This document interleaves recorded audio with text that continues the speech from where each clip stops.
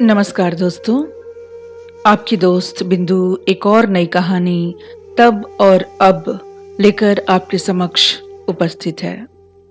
दोस्तों, कहानी सुनाने से पहले मेरा एक निवेदन है आपसे कि अगर आपको मेरी कहानी अच्छी लगती है तो कृपया इसे लाइक, शेयर और सब्सक्राइब जरूर करें।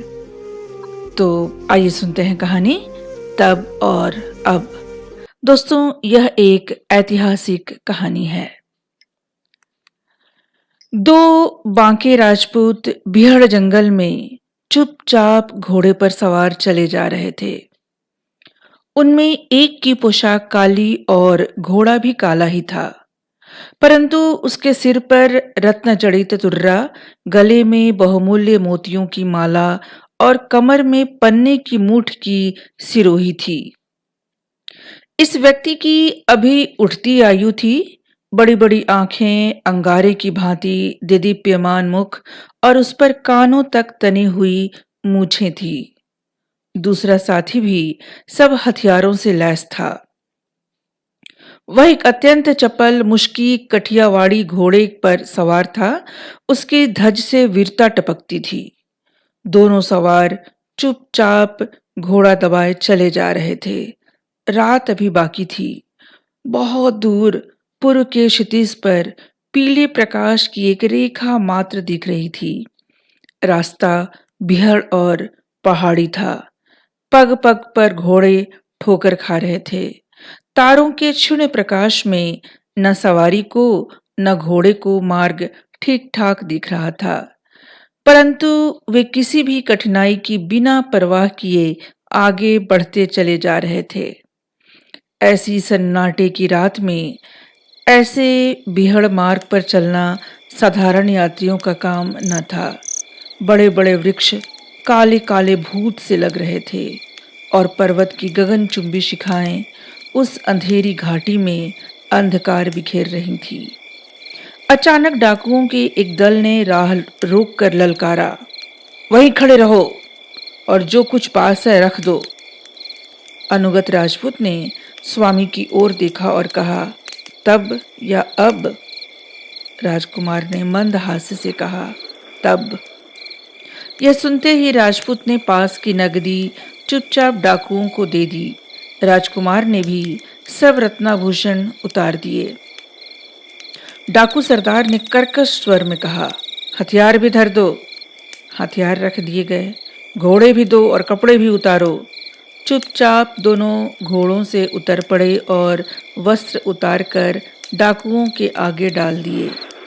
इसके बाद राजपूत ने गंभीर भाव से डाकू सरदार से कहा, अब जाएं? नहीं। डाकू सरदार ने आगे बढ़कर मेघ गर्जना की भांति कहा, अब और तुम क्या चाहते हो? राजपूत ने जिज्ञासा से पूछा। डाकू सरदार ने कर्कश स्वर में कहा, देखने में तुम बड़े बांके वीर प्रतीत होते हो। मूछ चढ़ी हुई, हथियार बांधे हुए हो, घोड़े भी अच्छे हैं, किंतु वास्तव में तुम पूरे कायर हो। बिना लड़े भिड़े चुपचाप अपना सर्वस्व हमें दे दिया। तुम पर और तुम्हारी जवानी पर धिक्कार है। तुम वास्तव में वीरों के वेश में नामर्द हो। राजपूत ने अपनी गंभीरता नहीं त्यागी। वह उसी गंभीर स्वर में शांति से बोला, अब तो तुम गालियां भी दे चुके, अब कहो तो हम चले जाएं? डाकू सरदार स्तब्ध रह गया। वह चुपचाप खड़ा कुछ सोचने लगा। यह निर्भीक उत्तर और अकंपित स्वर क्या कायरों के हो सकते हैं? उसने कहा, तुमने आपस में क्या संकेत किया था? उसका भेद बताओ। राजपूत ने उसी सहज शांत स्वर में कहा, उससे तुम्हें क्या मतलब है? अब और कुछ हमारे पास देने को नहीं है, पर वह भेद बिना बताए जाने ना पाओगे। राजपूत ने स्वामी की ओर देखा। उन्होंने मंद मुस्कान के साथ अनुमति दे दी। राजपूत ने कहा, ये नागौर के कुंवर अमर सिंह हैं, राठौरपति महाराजा गज सिंह के श्रेष्ठ पुत्र। महाराज ने इन्हें देश निष्कासन दिया है। अब यह दिल्लीपति शाहजहां के पास आगरे जा रहे हैं। वहाँ शहजादा औरंगजेब से युद्ध होने की अफवाह है। उसी में सम्मिलित होकर दो दो हाथ दिखाने की इनकी इच्छा है। तुमने बीच में विघ्न डाल दिया है। तुम्हारी इस धृष्टता पर पहले मुझे क्रोध आ गया था और मैंने स्वामी से पूछा कि तलवार अब निकाली जाए या तब निकाली जाए या अब। स्वामी ने आज्ञा दी कि पहाड़ी चूहे जो समाज से मुंह छिपाकर जंगलों में हिंसक जंतुओं की भांति पड़े रहते हैं और पथिकों को असहाय पाकर लूटते हैं, ये हमारी तलवार के पात्र नहीं। हमारी राठौरी तलवार तो बादशाहों और शहजादों के मुकाबले में निकलेगी। इन कुत्तों को टुकड़ा फेंको और आगे बढ़ो। यही मैंने किया। डाकू सरदार आगे बढ़ा।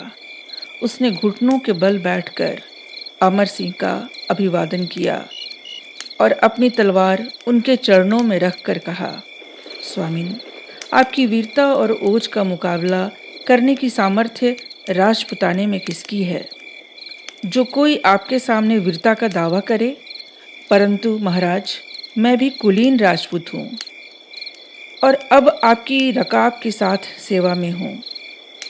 इससे मेरे सब पापों का प्रायश्चित हो जाएगा। मेरे साथ 5000 योद्धा हैं। वे सब ऐसे हैं कि जब तक एक बूंद भी रक्त उनके शरीर में रहे खड़े रहेंगे। वे सभी आपके पसीने के स्थान पर प्राण देंगे। इनके सिवा इस दास के पास असंख्य धन रत्न भी है। महाराज, हमें शरण में लीजिए। घृणा और तिरस्कार का जो मंदहास्य अमर सिंह के मुंह पर था उड़ गया। उनके नेत्रों में आंसू झलक आए। उन्होंने आगे बढ़कर कहा, मैंने तुम्हें तुच्छ समझा था, पर तुम प्रकृत वीर हो। यह कहकर उसे छाती से लगा लिया और तलवार उसकी कमर में बांध कर कहा, यहाँ यह शोभा और यश प्राप्त करेगी। तुम्हारे वीर मेरे सगे से भी अधिक हुए। इस छोटी सी वीर टोली ने आगरे में क्या क्या रंग दिखाए, यह इतिहास के पुराने पन्नों में अभी भी जीवित है। तो दोस्तों, आप सुन रहे थे आचार्य चतुरसेन की कहानी तब और अब। अगली बार एक और नई कहानी के साथ आपकी दोस्त बिंदु उपस्थित होगी। तब तक के लिए धन्यवाद।